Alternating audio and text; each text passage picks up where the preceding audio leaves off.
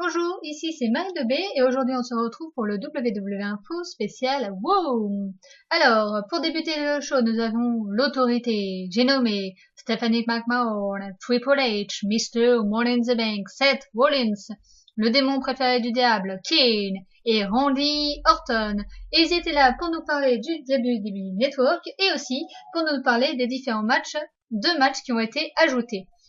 Nous avons eu Seth Rollins contre Dean Ambrose, l'officialisation. D'ailleurs, il y a eu un Beat the Clock Challenge pour savoir qui allait choisir la stipulation, celui qui gagnait le Beat the Clock Challenge. Nous aurons Randy Orton contre Roman Reigns. Plus tard dans la soirée, nous avons aussi eu l'officialisation de la revanche des titres des divas entre AJ Lee et Paige. À noter qu'AJ reviendra pour Main Event.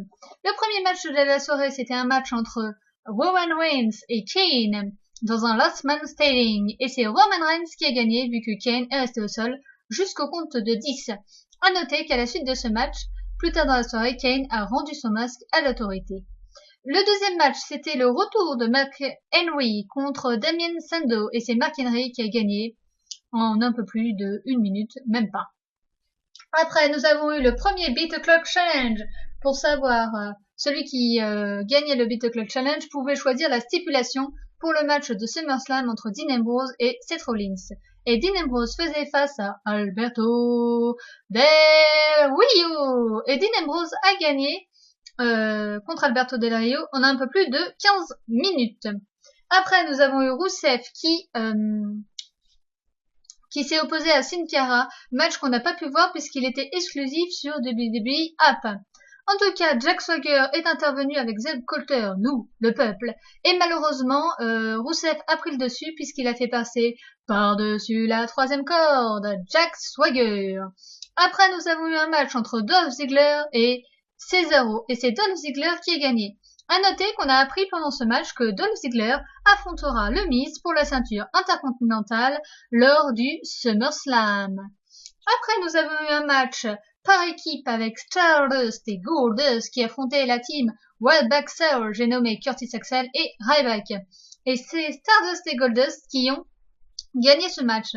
À noter qu'on pourrait avoir dans le pré-show un match Fatal 4-Way pour les titres par équipe entre Stardust et Goldust, Wildback Soul, Curtis Axel et Ryback, les Wyatt Family, Luke Harper et Eric Rowan, et les champions, les Usos. Alors pourquoi je vous dis ça? C'est par rapport à ce qui s'est passé dans le match suivant, où Chris Jericho affrontait Luke Harper, et au moment où il allait gagner, Bray Wyatt est intervenu pour lui porter le Sister Abigail. Et on a appris que pendant ce match, outre Eric Rowan qui allait être banni des abeurs de ring, et ben Luke Harper aussi allait être banni lors des abeurs de ring pour le match de SummerSlam. Donc ce sera un match un contre un entre Y2J et Bray Wyatt. Donc pourquoi pas mettre les deux autres Wyatt Family dans un match pour les titres par équipe. Après, nous avons eu Diego contre Fandango. Et c'est Diego qui a gagné grâce toujours à Leila, Summer Rae, El Torito et Hornswoggle qui était le partenaire de Fandango. Après, nous avons eu un match entre Bo Dallas et R-Truth et c'est Bo Dallas qui a gagné malgré qu'il ait tenu le pantalon de R-Truth. Après, nous avons eu le deuxième match Beat the Clock Challenge et ça devait être Rob Van Dam contre Seth Rollins, Mr. Money in the Bank. Et non, Rob Van Dam n'a pas combattu, c'est Heath Slater qui a combattu contre Seth Rollins. Et alors là, écoutez bien, parce que c'est Heath Slater, oui, je répète, c'est Heath Slater qui a gagné contre Seth Rollins. À noter quand même que Dean Ambrose était présent pour perturber Seth Rollins. Donc ce sera Dean Ambrose qui samedi donnera la stipulation du match entre Dean Ambrose et Seth Rollins pour SummerSlam. Et pour finir le show, nous avons une signature de contrat entre Brie Bella et Stephanie. Brie Bella qui a dit qu'elle ne se battait pas que pour elle, ni pour sa sœur, ni pour son mari, qui est Nikki et Daniel Bryan, mais qu'elle se battrait pour tous les opprimés, à savoir les Roses, Vicky et tutti quanti. Et comme à chaque signature de contrat, ça a dégénéré.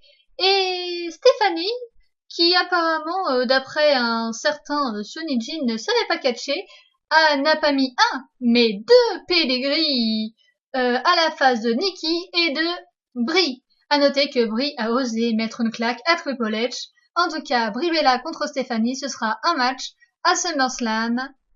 Voilà, c'était tout pour ce Raw.